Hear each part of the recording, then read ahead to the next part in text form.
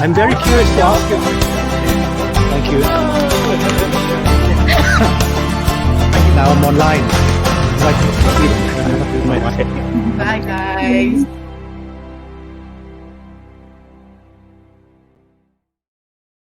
Hi everyone, a very good evening and welcome to Berani Bersama Conversations. I am Rashid Salleh, and what is Berani Bersama? Well, it is a campaign where we work hand in hand with celebrities and experts who have volunteered there to share their knowledge, skills, and performances via social media to raise funds for MERCY Malaysia. Now, how can you, Berani Bersama? Well, do like our Facebook page when we go live. Choose from a variety of streams and videos of your interest and go to our LaunchGood page at www.launchgood.com/Berani Bersama MY. Pledge and make a donation towards the MERCY Malaysia's COVID-19 Pandemic Fund. Now, all funds are directed directly into MERCY Malaysia's via LaunchGood platform. We do not authorize any individuals to collect on our or MERCY Malaysia's behalf. Now, this very evening at 8:30 on the 8:30 slot, we have a very interesting person that I will be interviewing on Conversations. She is a yoga teacher as well as a sound healer. And if you'd like to know what this is all about, well, let's welcome her onto our show. Please welcome April Kuan. And there you are. You've got all your stuff ready right in front of you as well. Yes, I do. Hi, Rashid. How are you? Hi. You know, when you said celebrities and experts, I'm like, no, not in those. Those are big shoes to fill. No. I mean, because at the end of the day, you're a healing celebrity. So, right. First things off, April. I do like your email, by the way. If at the end of this, I'll probably put it down. If you really need to find out all about it later on, I'm going to put the email down hopefully, and it's called the Chosen Kwan. I thought, that is so unique. chosenkwan@gmail.com. But we'll get that sorted out a bit later after we've spoken to you. Now, first and foremost, April, how did you get into this? Firstly, yoga, and then into what made you go into teaching yoga and also sound healing. Okay, so yoga, I started practicing in 2009, and it was a really stressful time in my career. I was in a publishing job with Juice Magazine. Some of the old timers might know me from there. And it was really a fulfilling job, but long hours, and I didn't have work-life balance, and I was just very depressed and just like tired all the time, and I felt empty. I felt like I needed something more, just like, I don't know, it was just maybe having a crisis. And I started practicing yoga because I wanted to feel better about myself. I was overweight. I wasn't happy with how I felt inside, and started practicing, and by far it stuck with me. And I used to go to gyms, never ever continued after like a week. Wasted my membership. But with yoga, I just loved it, kept going back, and until today. So it's been like more than 2009, 11 years. Right. And I still practice and I still love it. And I never considered being a teacher, but I really, really wanted to go in depth into the practice because the teachers that I learned from were very spiritual, and I am quite a spiritual person myself, but I was just never focused on that part. And then it just brought me back to, turning inwards and focusing more on myself and having more self-care and self-love, which I really, really like. So I went. And after 3 years of practicing, actually 6 years of practicing, I signed up for a course, a teacher training course, not in the intention of teaching, but that's the only course that you can learn yoga from, Right. And after doing that, I fell so hard for the practice and the teachings and the spiritual mindfulness and everything, and how to find that happiness and a balanced life. That I decided, it just came naturally. I wanted to share this with everyone. So when I came home, I started teaching, and then, fast forward to today, I'm teaching, and that was back in 2015. And then for sound healing, I purposely chose a school that had sound healing as well. So the teacher who taught me, the Indian teacher, also taught sound healing. And because I'm such a big music fan, I came from a music background. I started off a DJ Class 104 in, and then I went, came to KL. I joined. I was in the entertainment industry, in the club, with Emporium, and then with Sony Music. You know, I was always in the music and entertainment industry. I love, big fan of music. So this was natural. I was so attracted to how the bowls sounded and Right. the aspects of them. So yeah, so when I took my teacher training in 2015, I also did sound healing, and that's how I got to be both. Yeah. Now, of course, it does say that you went to Dharamsala in India, in the spiritual world where Dalai Lama is. How was that experience, and how did it help shape the way you approached your sound healing? Well, I wanted to go back. I wanted to go to the source to learn yoga, right? So yoga comes from India, and it took a long time to decide where, and I didn't have any help. I didn't know any yoga teachers. I wasn't in the yoga community. No one could advise me on the school. I did it all by myself. It was really daunting, but you know, it was really rewarding. And then when I went, I decided, you know, I'm so drawn to Buddhism, even though I'm not a Buddhist myself. And I love things, the way of life, that I was just so drawn to Dharamsala. And, you know, I was right there in Himachal Pradesh and in McLeodganj, which is the small town where the Dalai Lama is, and all the Tibetan exile. And I thought it would be just a really small town with, you're isolated and no one knows this place, but obviously it's the Dalai Lama, so everyone all over the world flocked to this place to find themselves, you know, all the lost souls and people who want to deepen their spiritual practice. So it was full of tourists, but it was still manageable, still contained a lot of Tibetans there, so we had influences of, you know, Tibetan culture. It was really lovely, the juxtaposition of Indian and Tibetan culture. And then I couldn't have picked a better place because it was so spiritual. When you walk down the street, it's like you hear chants from the monks, and you see monks walking by. It's just so, you know, it was really, really a wonderful experience. And I felt so isolated, which is what I needed in this bubble and not knowing what's happening around in the world. And we were encouraged to just switch off from social media, switch off from chatting with friends, and just contain ourselves in this, you know, thing, right? So that we could really get the benefits. And it was, I mean, for the risk of sounding cliche, it was really transformative. It was life-changing. I flipped 180 from being jaded, from feeling hopeless about life and questioning my existence, to just being so positive and hopeful about my future. And that's why, it showed in my face too. When I came home, I was glowing, really literally glowing, because I had a great diet. I was vegetarian. I was meditating every day, doing yoga every day, you know, really living the life.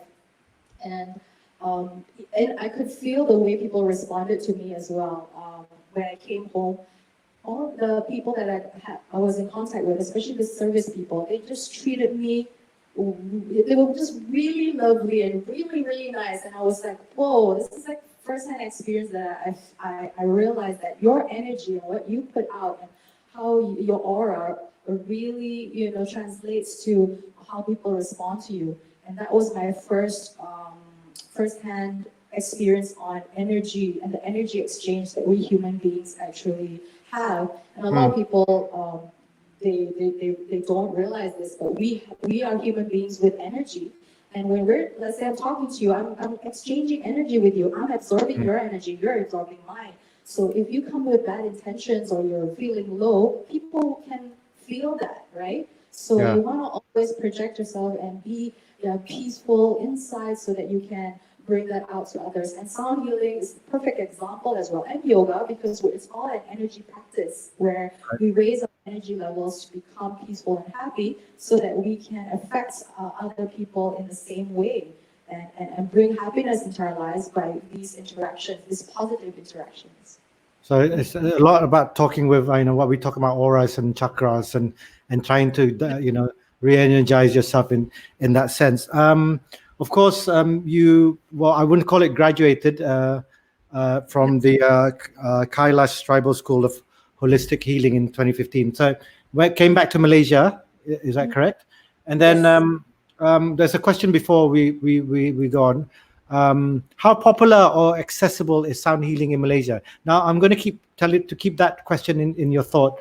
So coming back, of course, we know around the world, especially in I Asia. lost your sound there.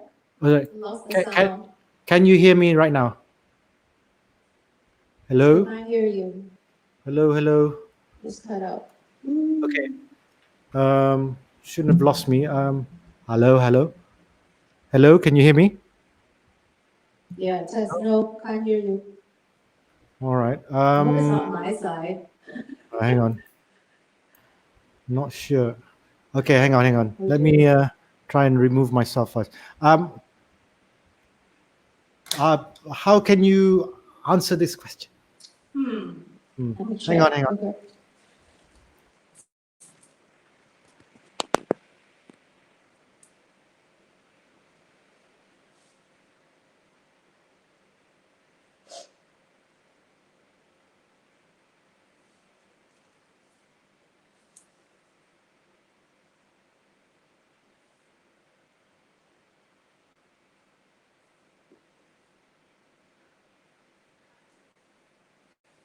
Hello? Can you hear me What happened? now? Yes, good. Okay. Sorry, apologies for that. Now, before we answer this question, how popular or accessible is sound healing in Malaysia? So coming back, how hard was it? I mean, a lot of people were already doing yoga at the time anyway, as a commercial venture, and you're coming back from no social media, coming back and establishing also a business, but also wanting to do something to help heal people, and then you're coming in with sound healing. So did that drain you, or do you look at it as a positive challenge? That's an interesting question. So I was in this happy bubble for about a month, and then coming back to the real world and KL. After a month, I just went back to my old self. I actually realized that I went back to my old self, and I started feeling jaded again. And because at that point I was I was in this forced transition where I was doing part time at Capital FM, and then it was there were a lot of challenges with that. I mean, I loved my shows, but with the company, they were facing some challenges, and then the whole energy with the company was also affected. Although I was just part time, there was still that, and then also because I was part time, I was still trying to side hustle, do other things. So I didn't have the confidence to teach yoga straight away and charge people. So Right. what usually happens after you graduate from teacher training, you usually just go and teach your friends for free, and Yes. just get yourself used to it and get the nerves out, right? So that was what I did, and I thought, okay, so I have this, and I have the yoga, and then I did voiceovers as well, and I still do voiceovers. So that helps me kind of keep afloat. And then in November, so I did my course in July, and I came back in August, and that November, it was like fated. I don't know what it was, but the station had to close. So Right. then the station shut down, and I was out of work, and it just forced me to really push and start teaching full time. So I was given just a few months. In November, they told us, and then by December, I was just applying and sending my resume to every yoga studio in KL. Anyone that would take me, I would do it. And then I did. Finally, I managed to gain momentum, and I got a steady schedule. The thing is, you don't get paid much as a yoga teacher here, or I think Yes. even around the world. So, and we're physically, exerting ourselves, and sometimes, if you're a full-time teacher, it does take a toll because you are trying to make ends meet. So you start to teach a lot of classes a day, and then because you're working for yourself, it's hard to have the boundaries where you say, no, I'm not going to take this, because you think it's money, right? And you want to take anything you can get. So I was doing there was one time, this is my record, and I'll never do this again. 7 classes. That was my maximum. So I would do like 5 to 7 classes, not every day, but that was one day when I just said yes to all classes, and I did 7. And I was, I was actually doing quite, I was stable, and I was happy with that. But also, I was the most tired, and I was just physically spent. My body was getting to a point where it was getting broken, and because I didn't have time to. So what yoga teachers need to do is they have to balance out, of Yep. course, maintain their spiritual practice. They have to practice on their own. They have to maintain their meditation practice, or just that mindfulness as well. If not, your energy will just get drained. So a lot of people aren't aware that yoga teachers, we need our me time as well. We need to have our own practice. And it's not just about teaching and that's it. So I didn't have time to do my own practice. I hardly had time to meditate, and I just was faltering, because I was so busy trying to make money.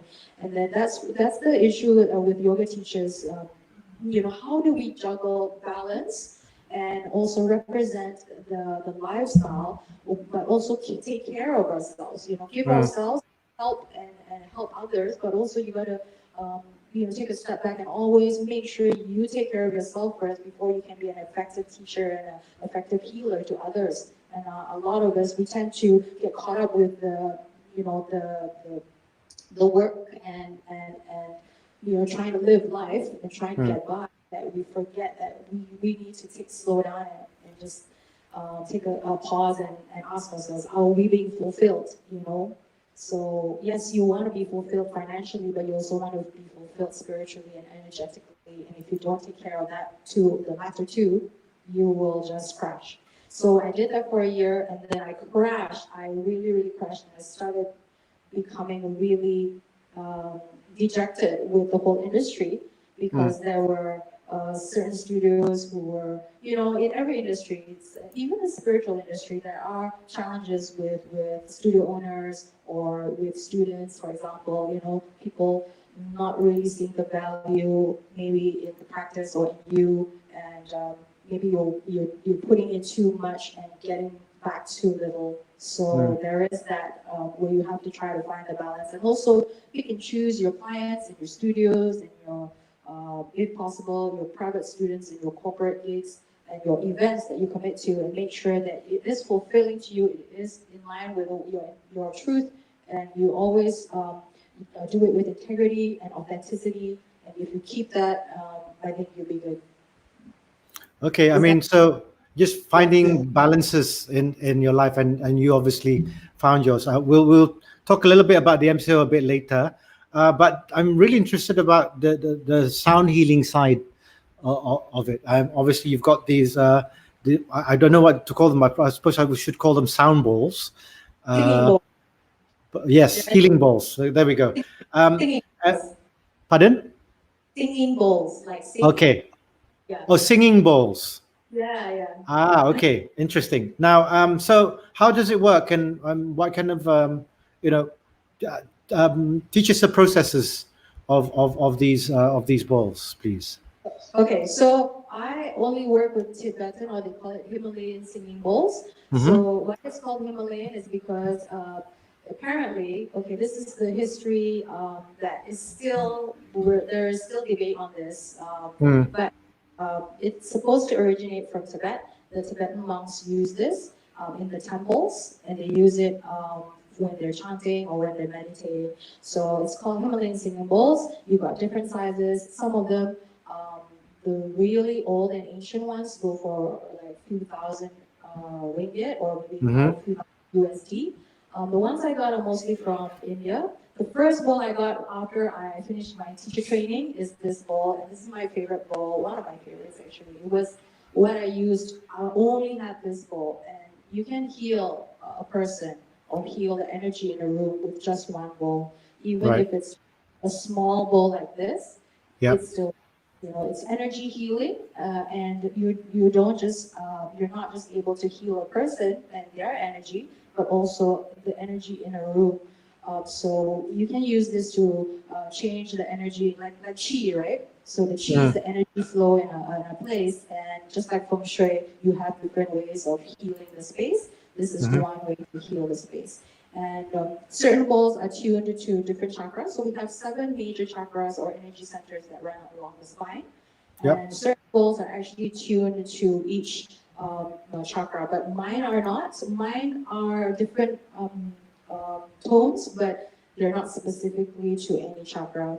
And they work just the same. You can. It's really your choice if you want to have a specific bowl for a specific chakra, or you just. And usually we have 7 bowls for the 7 chakras, but I have 9, and it's fine. You can go as many as you want or as few as you want. Okay. Now I'll go back to that question. Obviously, how popular is and accessible is sound healing in Malaysia? Okay, so when I first graduated, a lot of people still weren't exposed to what sound healing is. In the US, it was quite popular, and as an alternative healing form, in general, in Malaysia, at that point, alternative healing was still very niche. Even until today, a lot of people are more into the science-based stuff, like taking medicine or going for surgery, and only the more open-minded people or the ones who actually have heard of energy healing and want to know more and are interested, then they will delve into that. So we have energy healing in many forms. We have Reiki, we have all kinds of healing modalities to heal the energy, in your body. And this is just one way. So only recently, I think in the last 2 years, that it's become really popular. And you see a lot of sound healers out there. I'm still very because I haven't really promoted myself that much or shouted out about my healing, and I only just started group healing last year, so I was very under the radar. Whereas there are other healers out there who are much more exposed than I am and more famous, and I respect all of them. They're just really, really good healers. I go to them sometimes and get my healing from them as well, because it's always nice to be healed by someone else. You can't heal yourself. You need someone else to heal you. It's just like a doctor. You can't treat yourself. You gotta get someone else to treat you, right? So the same. Having said that, but when I said science-based practices, the sound healing and energy healing have actually gone through research. They have research based on this. Research that have, or rather, studies that have shown that energy healing works, and there are many papers on this. You can feel free, anyone, to Google more about this, that show that energy healing does work to heal the body of ailments, and not just imbalances, but also physical pain. There have been cases where they've helped with Parkinson's, for example, with fibromyalgia, with sleep disorders, sleep apnea, insomnia, even people recovering from chemotherapy after, they've done that.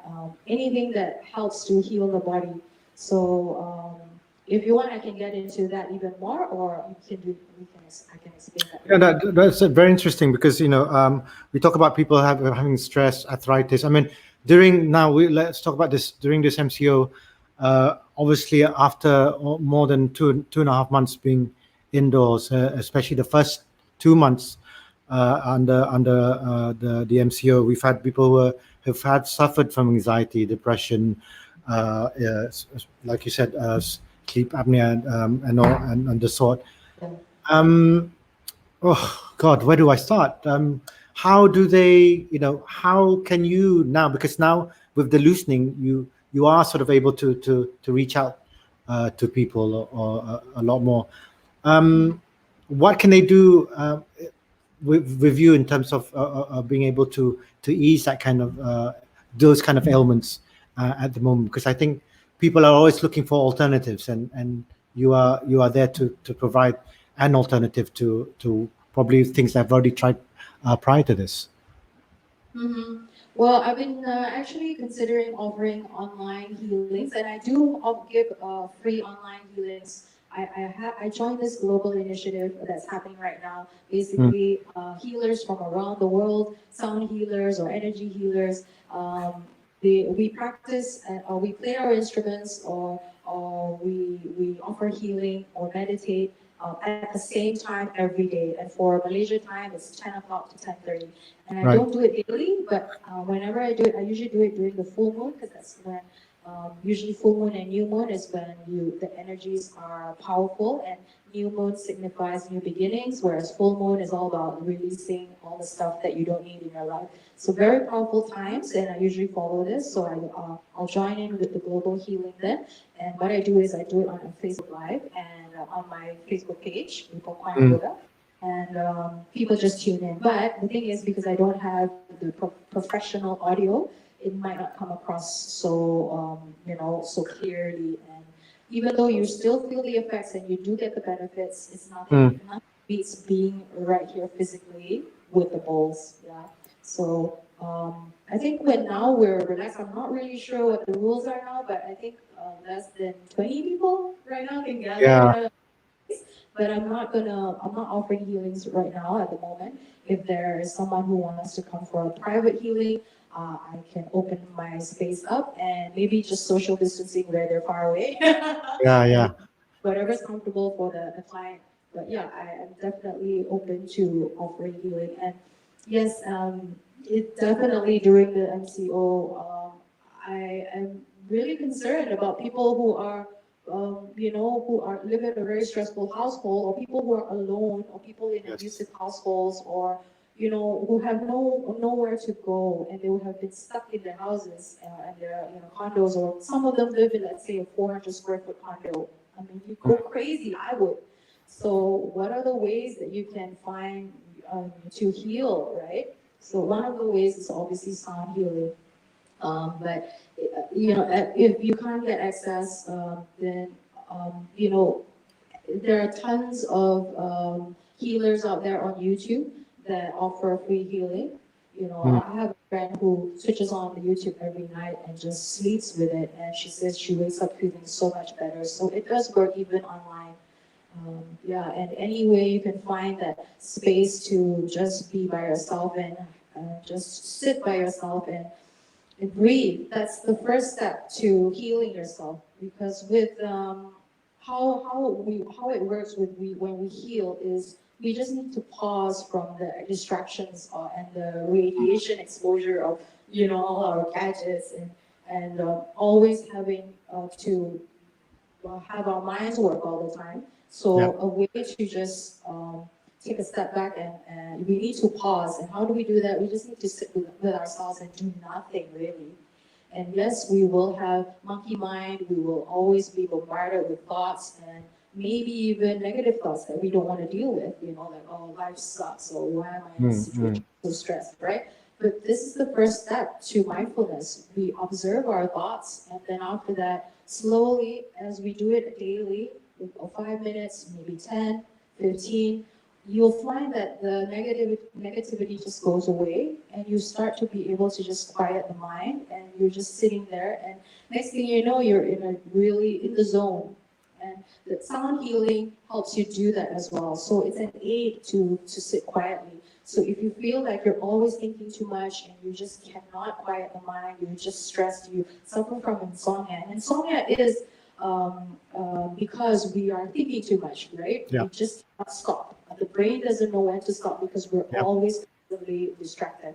So the way that the bowls help us to calm down is because the vibrations of the bowls bring us and trains our brain to go down to levels of deep, like deep levels of where you're feeling really, really calm. Mm. It brings let me say that again. So it brings our brain waves down to a level where we are at the most calm. So there are 4 different levels. I'll just quickly go through that. Yeah. Mm. So in our active state, we're in beta all the time. When we are relaxed and we're doing a relaxing activity like Mm. say gardening or reading a book, then we're alpha. And then when we actually go down to deeper trance-like states where we're really, really relaxed, and that is down to theta. And then the deepest where we're really in deep sleep is delta. Okay, sometimes we get there when we're sleeping. Sometimes we get there during energy healing or sound healing or just, lying down. So the balls bring us to these vibrational states where we become so calm and relaxed. And when you're calm and relaxed, you're in from fight or flight mode, you go into that rest mode, right? And when you're in rest mode, it's when you start healing. That's the only way you can heal is when you are in this restful state. So in order to be more balanced, you need to always go back to the state. And how do you do that? Meditation, mindfulness, activities that bring your brain waves down and shift them down to that state. And the balls also do that. Okay, I mean, there's definitely a lot that people can learn from this as well. Unfortunately, we don't have the time, but I'm going to, as I promised earlier, I'm going to put the email onto the screen here. Do contact April at thechosenquan@gmail.com if you'd like to know more about this. It's a very interesting thing to have, especially those with insomnia. I was just, when you were telling me about the insomnia bit, yes, I do understand that. And you do try and calm the mind down because it's the only way to get to sleep. So you try and get all that and just let it, instead of fighting it, and just let it all happen inside. And Exactly. when you mentioned that, now it's like, oh my goodness, I have up to recently, just, it's not because of stress, it's just that too many things in my head and just wanting to find that calmness. And I find that after you do that, you fall asleep. And I guess in some ways, you don't fight it, no fight or flight, as you said. And you just surrender to it. Well, thank you very much, April, for sharing your knowledge with us. We really, look forward to having a lot of people probably email you about this, and hopefully, you be able to, I think more importantly, heal a lot more people out there who are probably having, they're feeling all the stresses during this MCO. And I'm quite sure people like you will have a big part in helping calm the some parts of society as well. So thank you very much for joining us. Again, the email is there. Thank you so much. And for our audiences out there, please do log on to www.launchgood.com/Berani Bersama MY and do donate and to a very worthy cause, the MERCY Malaysia COVID-19 Pandemic Fund. I'm Rashid Salleh. I have been with April Kuan, and you've been watching Berani Bersama Conversations. Have a good evening. Bye-bye. Bye. I'm very curious to ask you. Thank you. Now I'm online. Bye, guys.